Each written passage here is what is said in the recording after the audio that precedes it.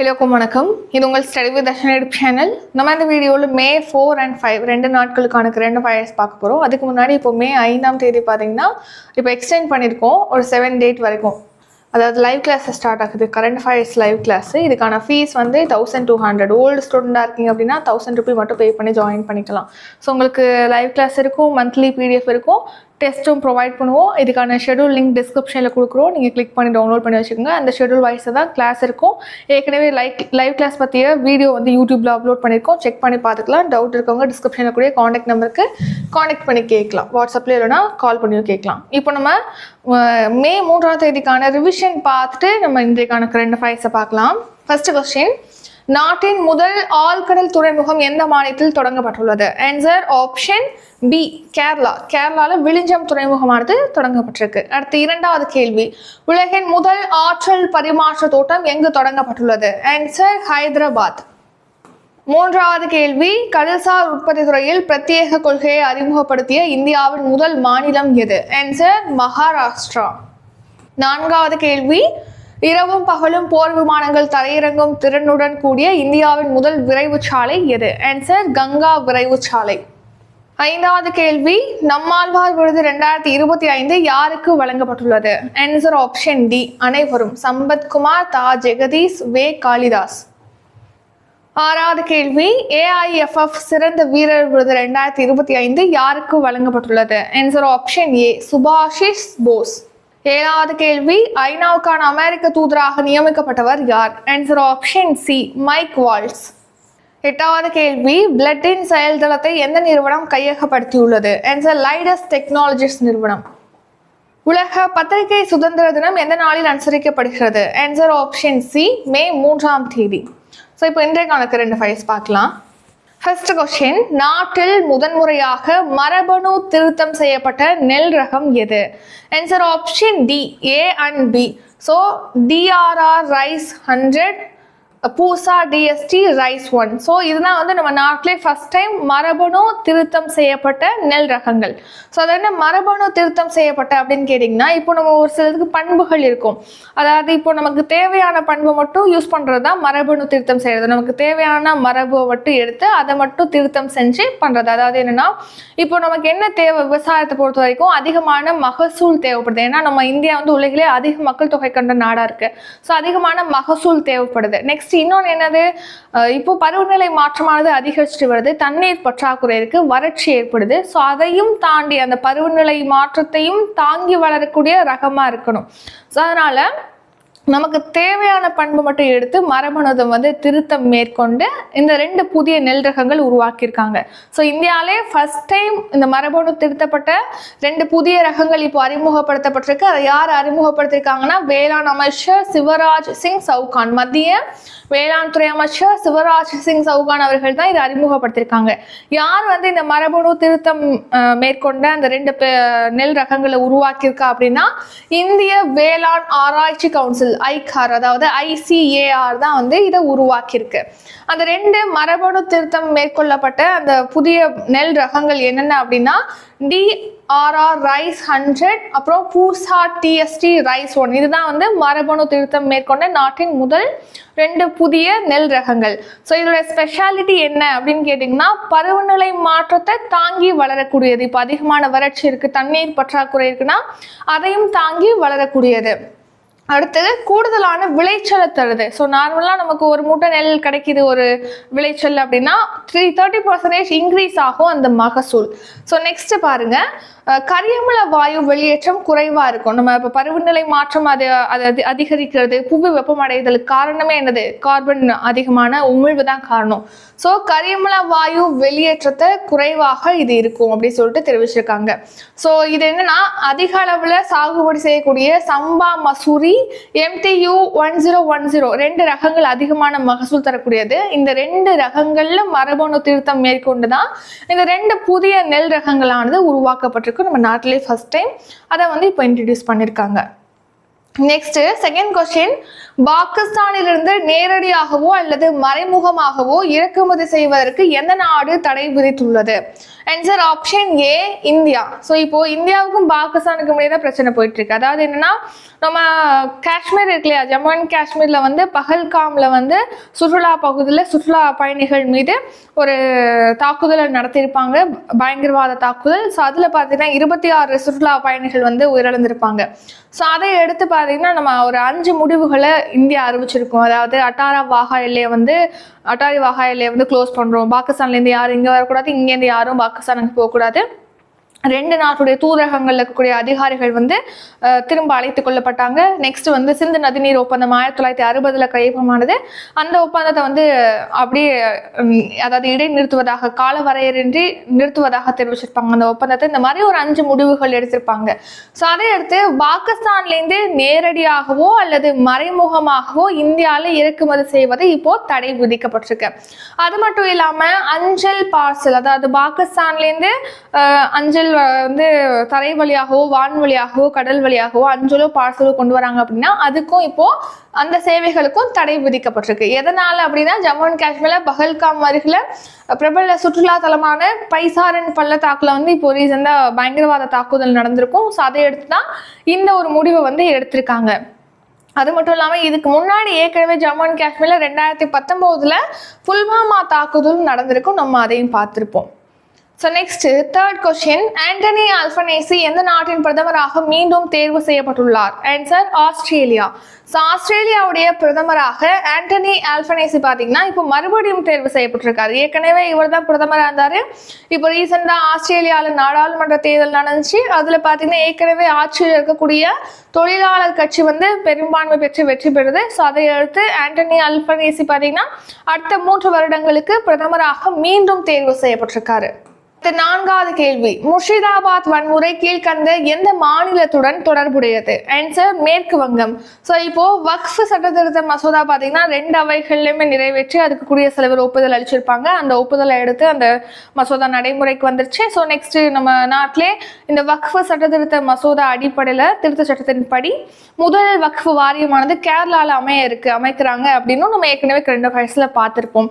So இந்த வக்ஃப் சட்ட திருத்த மசோதாவுக்கு எதிர்ப்பு தெரிவிக்கும் வகையில முர்ஷிதாபாத், மேற்கு வங்க மாநிலத்தின் முர்ஷிதாபாத் மாவட்டத்தில் வன்முறையானது வெடிச்சிருக்கு. ஸோ இதை அடுத்து பார்த்தீங்கன்னா இந்த மேற்கு வங்க மாநிலத்துடைய ஆளுநராக இருக்கக்கூடிய சி அனந்த போஸ் அவர்கள் வந்து உள்துறை அமைச்சகத்துக்கு அறிக்கையை வந்து வழங்கியிருக்காரு. அந்த அறிக்கையில என்னென்னலாம் தெரிவிச்சிருக்காருன்னு சொல்லி பார்க்க போறோம். அதாவது முர்ஷிதாபாத், மால்டா இது 2மே பார்த்தீங்கன்னா வங்கதேசத்தோட எல்லையை பகிர்ந்து கொள்ளக்கூடிய இந்திய மாவட்டங்கள். இங்கே அதிகமாக முஸ்லிம்கள் இருக்காங்க. முஸ்லிம் பெரும்பான்மை கொண்ட மாவட்டங்கள் தான் 2 மாவட்டங்களும். இப்போ இந்த வக்ஃப் சட்ட திருத்த மசோதாவை நிறைவேற்றி அதை வந்து குடியரசுத் தலைவர் ஒப்புதல் அளிச்சிட்டாங்க இல்லையா? ஸோ அதை அடுத்து அந்த மசோதா அந்த இதை கொண்டு வரக்கூடாது அப்படின்னு சொல்லிட்டு எதிர்ப்பு தெரிவிக்கிறாங்க. அந்த முர்ஷிதாபாத்லையும் மால்டாலையும் அது வந்து ஒரு பெரிய வன்முறையாக வெடிச்சிருச்சு. ஸோ மத அடிப்படையிலான பிரிவினை தீவிரவாதம் அங்கே சவாலா உருவெடுத்திருக்கு, தீவிரவாதமாக அது உருவாகக்கூடிய அளவுக்கு ஒரு சவாலா இருக்கு அப்படின்னு அது தொடர்பாக ஒரு அறிக்கையை உள்துறை அமைச்சகத்திட்ட சி அனந்த போஸ் மாநில ஆளுநர் வழங்கியிருக்காங்க. அந்த அறிக்கையில் என்னென்னலாம் தெரிவிச்சிருக்காங்க அப்படின்னு சொல்லி தான் இப்போ பார்க்குறோம். அதாவது ஒரு மாநிலத்தில் பார்த்தீங்கன்னா ஒரு பிரச்சனை நடக்குது அப்படின்னா அது அரசு கட்டுப்படுத்த தவறிடுச்சு அப்படிங்கிற டைமில், மாநிலத்தில் உள்ள அரசு இயந்திரம் திறம்பட செயல்பட தவறிடுச்சு அப்படின்னா அந்த டைமில் அந்த மாநிலத்தில் சட்ட ஒழுங்கை பராமரிக்கிறதுக்கு மத்திய அரசுக்கு அதிகாரம் வழங்கும் வகையில் ஒரு விரிவான சட்டத்தை உருவாக்கணும்னு சொல்லிட்டு அந்த அறிக்கையில் தெரிவிச்சிருக்காரு.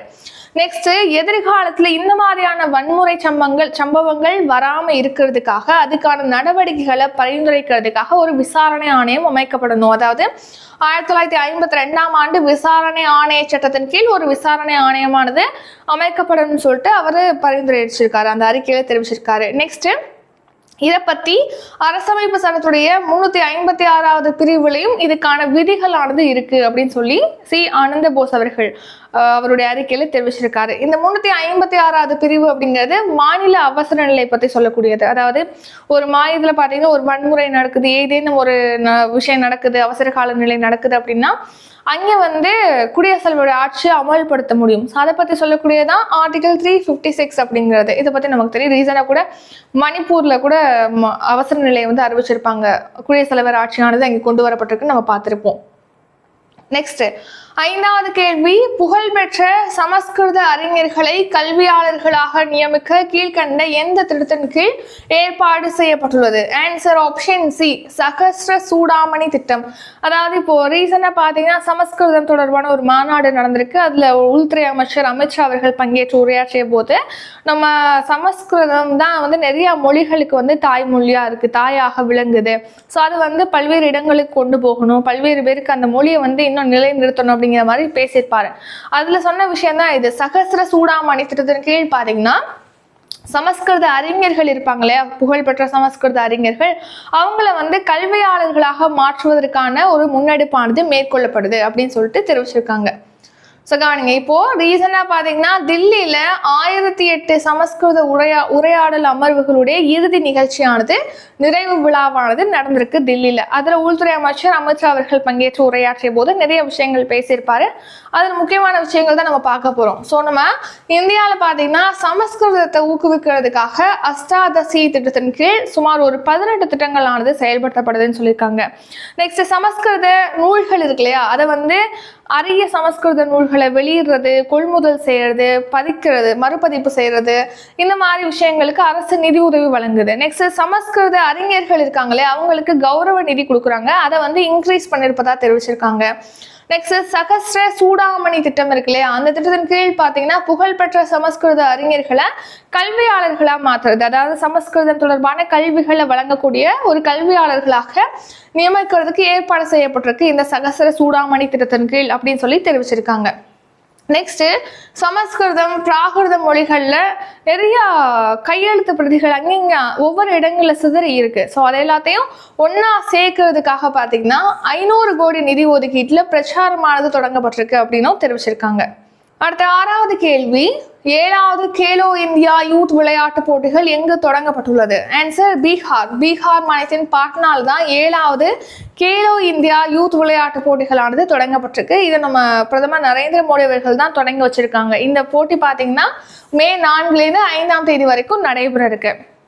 ஸோ விளையாட்டை பொறுத்த வரைக்கும் பார்த்தீங்கன்னா 2036ஆம் ஆண்டில் நம்ம இந்தியாவில் வந்து ஒலிம்பிக் போட்டிகளை நடத்துறதுக்கு நம்ம இந்தியா பல்வேறு முயற்சிகளை மேற்கொண்டு வராங்க. அதுக்கான உள்கட்டமைப்புகளை மேம்படுத்துவதற்காகவும் பல்வேறு செயல்பாடுகளை இந்தியா ஈடுபட்டிருக்கு. இப்போ பார்த்தீங்கன்னா விளையாட்டுத்துறைக்காக பட்ஜெட்டில் வந்து 4000 கோடியானது ஒதுக்கீடு செய்யப்பட்டிருக்கு. ஸோ இப்போ உங்களுக்கான கொஸ்டின் என்னன்னா, இப்போ அடுத்து வரக்கூடிய ஒலிம்பிக் போட்டி 2028 எந்த நாடு ஒலிம்பிக் போட்டியை நடத்த போகுது? இதுக்கான ஆன்சரை கமெண்ட் பண்ணுங்க.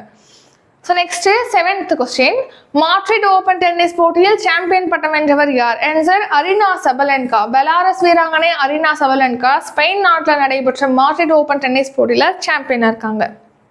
ஸோ இந்த மாட்ரிட் ஓபன் டென்னிஸ் போட்டியில் பார்த்தீங்கன்னா உமன் சிங்கிள்ஸ், அதாவது மகளிருக்கான ஒற்றை பிரிவில் இறுதி ஆட்டத்தில் அமெரிக்காவுடைய கோகோ கவுஃப்க்கும் பெலாரஸ் நாட்டுடைய அரினா சபலென்காவுக்கும் இடையிலான போட்டியில் அரினா சபலென்கா கோகோ கவுஃபை வீழ்த்தி சாம்பியனாக இருக்காங்க. ஏற்கனவே இந்த மாட்ரிட் ஓபன் போட்டியில் பார்த்தீங்கன்னா அரினா சபலென்கா 2021, 2023 சாம்பியனாக இருக்காங்க. இப்போ 3rd டைம் சாம்பியன் ஆகிறாங்க. ஸோ அதன்படி இந்த போட்டியில் அதிகமான முறை சாம்பியனான நபர் அப்படிங்கிற சாதனையை ஏற்கனவே வந்து பெட்ரா குவிட்டோவா படைச்சிருக்காங்க. அவங்களுடைய சாதனையை இப்போ அரினா சபலென்கா சமன் செஞ்சிருக்காங்க. பெட்ரோ குவிட்டோவாவும் பார்த்தீங்கன்னா 3 டைம் சாம்பியனாக இருக்காங்க. அதே மாதிரி அரினா சபலென்காவும் 3 டைம் ஸோ சமன் செஞ்சிருக்காங்க அவங்களுடைய சாதனையை. ஸோ இந்த சீசனில் பார்த்தீங்கன்னா இந்த அரினா சபலென்கா பிரிஸ்பன் இன்டர்நேஷனல் சாம்பியனாக இருக்காங்க, மியாமி ஓப்பனில் சாம்பியனாக இருக்காங்க, அடுத்து மாட்ரிட் ஓப்பனில் சாம்பியனாக இருக்காங்க. 8th கொஸ்டின், தேசிய மத்தியஸ்த மாநாடு எங்கு நடைபெற்றது? ஆன்சர் தில்லி. ஸோ இப்போ தில்லியில தேசிய மத்தியஸ்த மாநாடானது நடைபெற்றிருக்கு. அதாவது மத்தியஸ்தம் அப்படின்னு பார்க்கும்போது சமாதான முறையில் தீர்வு காண்பது. அதாவது இப்போ குடும்ப பிரச்சனைகளா இருக்கு, சொந்த ஊருக்குள்ள இருக்காங்க, சொந்த ஊரை சேர்ந்தவங்க, ரொம்ப வருஷம் பழக்கமானவங்க, அவங்களுக்கு இடையில குடும்ப தகராறு, நிலப்பிரச்சனை அந்த மாதிரி இருக்குன்னா அதை வந்து சமாதான முறையில் அந்த பிரச்சனைகளை தீர்வு பண்ணுவதற்காக தான் மத்தியஸ்த நடைமுறை, மத்தியஸ்த நீதிமன்றங்கள் அப்படிங்கிறது செயல்படுது.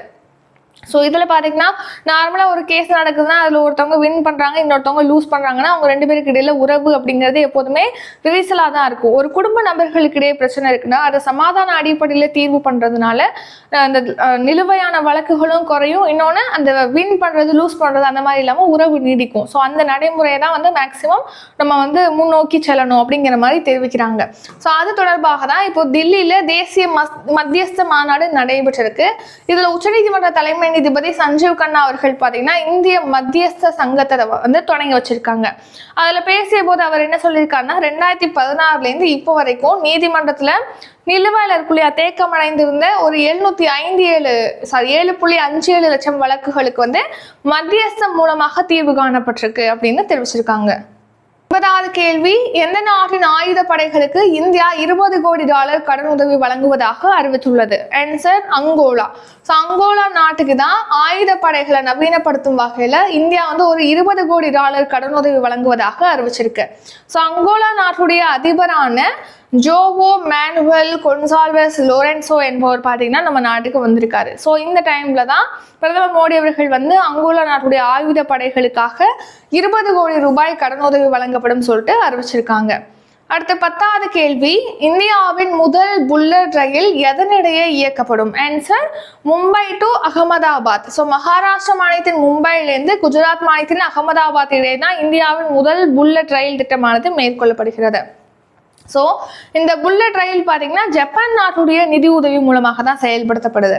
அதாவது என்னன்னா இப்போ மகாராஷ்டிராவில் மும்பைலேருந்து குஜராத் மாநிலத்தின் அகமதாபாத் இடையே தான் புல்லட் ரயில் இயக்க போகிறாங்க. எவ்வளோ கிலோமீட்டர் நீளத்திலான திட்டம் இது அப்படின்னா 508 கிலோமீட்டர் தொலைவிலான நீளத்திலான திட்டம் தான் இந்த புல்லட் ரயில் திட்டம் அப்படிங்கிறது. இதுக்கான மொத்த செலவு, இந்த புல்லட் ரயில் திட்டத்துக்கான ஆகக்கூடிய மொத்த செலவு எவ்வளோன்னா 1.08 லட்சம் கோடி. இந்த செலவில் நம்ம மத்திய அரசு பார்த்தீங்கன்னா 10,000 கோடி வழங்குவாங்க.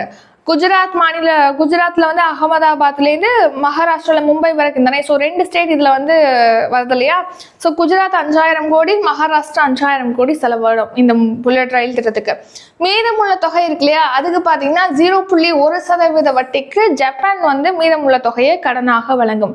ஸோ ஜப்பானுடைய நிதி உதவியோடு தான் இந்த புல்லட் ரயில் திட்டமானது செயல்படுத்தப்படுகிறது. Next short news. ஸோ அடுத்த தலைமுறை வான் பாதுகாப்பு அமைப்பை கொள்முதல் செய்யறதுக்கு மத்திய அரசு முடிவு பண்ணியிருக்காங்க. அதன்படி பார்த்தீங்கன்னா மிக குறுகிய தொலைவில் இருக்கக்கூடிய இலக்குகளை குறிவைத்து தாக்கக்கூடிய நெக்ஸ்ட் ஜெனரேஷன் அடுத்த தலைமுறை வான் பாதுகாப்பு அமைப்பை வாங்குறதுக்கு திட்டமிட்டிருக்காங்க. நெக்ஸ்ட் 6வது அனைத்துலக சைவ சித்தாந்த மாநாடு அப்படிங்கிறது சென்னையில் இப்போ ரீசனாக நடைபெற்றிருக்கு. இந்தியாவுடைய அந்நிய செலாவணி கையிருப்பு பார்த்தீங்கன்னா கடந்த 25ஆம் தேதியோடு நிறைவடைந்த வீக்கில் வந்து 68,812.2 கோடியாக இருக்கு. 9 கோடியாக இருக்கு. $9 கோடி. அடுத்து தெலுங்கானாவுடைய உயர்நீதிமன்றத்துடைய பெண் நீதிபதி MG பிரியதர்ஷினி அவர்கள் வந்து இப்போ ரீசெண்டாக காலமாக இருக்காங்க. சர்வதேச நாணய நிதியத்தில் பார்த்தீங்கன்னா இந்தியா சார்பில் செயல் இயக்குனராக KV சுப்பிரமணியன் இருந்தார். அவரை பார்த்தீங்கன்னா அந்த பதவியிலேருந்து மத்திய அரசு நீக்கியிருக்கு. அடுத்த பொழுதுபோக்குக்காக ஊக்க மருந்து யூஸ் பண்ணியிருக்காங்க. தென்னாப்பிரிக்க வீரர் குஜராத் டைட்டன்ஸ் பவுலரான ககிஷோர் ரபாடா அவருக்கு பார்த்தீங்கன்னா இப்போ தடை விதிச்சிருக்காங்க. நெக்ஸ்ட் வந்து நம்ம ரிவிஷன் பார்க்கலாம். ரிவிஷன் பார்க்கறதுக்கு முன்னாடி இப்போ இன்னைக்கு பார்த்தீங்கன்னா current affairs live class start ஆகுது. ஃபீஸ் உங்களுக்கு லாஸ்ட் டேட் வந்து எக்ஸ்டெண்ட் பண்ணியிருக்கோம். May 7ஆம் தேதி வரைக்கும் லாஸ்ட் டேட் எக்ஸ்டெண்ட் பண்ணியிருக்கோம். இதுக்கான ஃபீஸ் வந்து ஓல்டு ஸ்டூடெண்டாக இருந்தீங்கன்னா 1000 ரூபி, நியூவாக இப்போ தான் நம்ம பேச்சில் ஜாயின் பண்ணுறீங்கன்னா 1200 பே பண்ணி ஜாயின் பண்ணிக்கலாம். ஸோ இதில் பார்த்தீங்கன்னா லாஸ்ட் இயர் ஜூலை டு இந்த இயர் May வரைக்கும் உங்களுக்கு கிளாஸ் இருக்கும். கரண்ட் அஃபேர்ஸு டெஸ்ட் இருக்கும், மந்த்லி PDF கொடுப்போம், live class plus recorded class இருக்கும். ஷெடியூல் வேணும்னா டிஸ்கிரிப்ஷனில் காண்டாக்ட் நம்பருக்கு காண்டாக்ட் பண்ணி கேட்கலாம். அப்கமிங் டெஸ்ட் பேட்ச் பற்றி டீட்டெயிலும் டிஸ்கிரிப்ஷனில் இருக்குது. GK பேட்ச் ஸ்டார்ட் ஆகுது, whole batch, group 1 prelims batch, maths batch, current affairs batch இதெல்லாம் இருக்குது. செக் பண்ணி பார்த்துக்குங்க டிஸ்கிரிப்ஷன். இப்போ நம்ம ஸ்டார்ட் பண்ணலாம். ஃபர்ஸ்ட் கொஸ்டின், நாட்டில் முதன்முறையாக மரபணு திருத்தம் செய்யப்பட்ட நெல் ரகம் எது? Answer option D, A and B. DRR rice 100, Pusa TST rice 1. அடுத்த செகண்ட் கொஸ்டின், பாகிஸ்தானிலிருந்து நேரடியாகவோ அல்லது மறைமுகமாகவோ இறக்குமதி செய்வதற்கு எந்த நாடு தடை விதித்துள்ளது? Answer option A, India. 3வது கேள்வி, ஆண்டனி ஆல்பனேசி எந்த நாட்டின் பிரதமராக மீண்டும் தேர்வு செய்யப்பட்டுள்ளார்? Answer option D, Australia. 4வது கேள்வி, முர்ஷிதாபாத் வன்முறை கீழ்கண்ட எந்த மாநிலத்துடன் தொடர்புடையது? ஆன்சர் மேற்கு வங்கம். புகழ்பெற்ற சமஸ்கிருத அறிஞர்களை கல்வியாளர்களாக நியமிக்க கீழ்கண்ட எந்த திட்டத்தின் கீழ் ஏற்பாடு செய்யப்பட்டுள்ளது? ஆன்சர் சகஸ்ர சூடாமணி திட்டம். 6வது கேள்வி, 7வது கேலோ இந்தியா யூத் விளையாட்டு போட்டிகள் எங்கு தொடங்கப்பட்டுள்ளது? Answer option C, Bihar. 7வது கேள்வி, மாட்ரிட் ஓபன் டென்னிஸ் போட்டியில் சாம்பியன் பட்டம் வென்றவர் யார்? Answer option A, Aryna Sabalenka. தேசிய மத்தியஸ்த மாநாடு எங்கு நடைபெற்றது? Answer option B, Delhi. 9வது கேள்வி, எந்த நாட்டின் ஆயுதப்படைகளுக்கு இந்தியா $20 கோடி கடனுதவி வழங்குவதாக அறிவித்துள்ளது? Answer Angola. 10வது கேள்வி, இந்தியாவின் முதல் புல்லட் ரயில் எதனிடையே இயக்கப்படும்? ஆன்சர் மும்பை டு அகமதாபாத் இடையே. இன்றைக்கான கரண்ட் அஃபேர்ஸ் இதுடன் நிறைவடைகிறது. இந்த வீடியோ உங்களுக்கு பிடிச்சிருந்தா லைக் பண்ணுங்க, ஷேர் பண்ணுங்க. நம்ம சேனலை நீங்க இன்னும் சப்ஸ்கிரைப் பண்ணலன்னா மறக்காம சப்ஸ்கிரைப் பண்ணிக்கோங்க. நன்றி, வணக்கம்.